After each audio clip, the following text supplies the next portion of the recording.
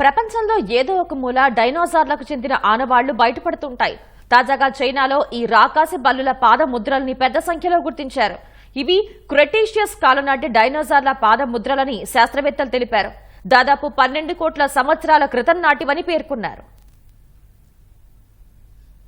China పరిశోధకులు ఇటీవల నైరుతి చైనాలోని యునాన్ ప్రావిన్స్లో గల కొంగ్లాంగ్షాన్ పట్టణంలో పెద్ద సంఖ్యలో డైనోసార్ పాదముద్రలను కనుగొన్నారు. పాదముద్రలు కనుగొన్న స్థలంలో ఉన్న రాతిని పరీక్షించగా అవి దాదాపు 12 కోట్ల సంవత్సరాల క్రితం నాటిదని బయటపడింది. మొదట ఈ రాకాసి బల్లుల పాదముద్రలను 2 గొర్రెల కాపలాదారులు గుర్తించి స్థానిక సహజ వనరుల శాఖకు సమాచారం ఇచ్చారు. ఆ తర్వాత పరిశోధకులు వచ్చి ఆ ప్రాంతాన్ని తమ ఆధీనంలోకి తీసుకుని డైనోసార్ల పాదముద్రలను లెక్కించడం మొదలుపెట్టారు. అలా దాదాపు 400 పాదముద్రలను గుర్తించారు. వాటిని క్షుణ్ణంగా పరీక్షించగా క్రెటేషియస్ కాలం డైనోసార్ల పాదముద్రలుగా శాస్త్రవేత్తలు గుర్తించారు.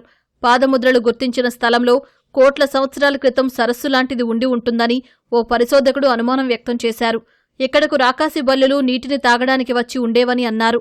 కొంగ్లాంగ్షాన్ పట్టణం లుఫెంగ్ నగరంలో ఉండగా ఇక్కడ 1938 నుంచి 120కు పైనే డైనోసార్ల శిలాజాలను పరిశోధకులు కనుగొన్నారు.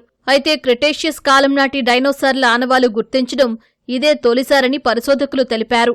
తాజాగా గుర్తించిన పాదముద్రలు క్రెటేషియస్ కాలం నాటి డైనోసార్ల గురించి తెలుసుకునేందుకు ఉపయోగపడతాయని అభిప్రాయపడ్డారు. క్రెటేషియస్ కాలంలోనే చివరిగా డైనోసార్లు భూమి మీద సంచరించాయని పరిశోధకులు అనుమానిస్తున్నారు. ఆ తర్వాత నుంచే రాకాసి బల్లులు అంతరించిపోవడం మొదలైందని అంచనా వేస్తున్నారు.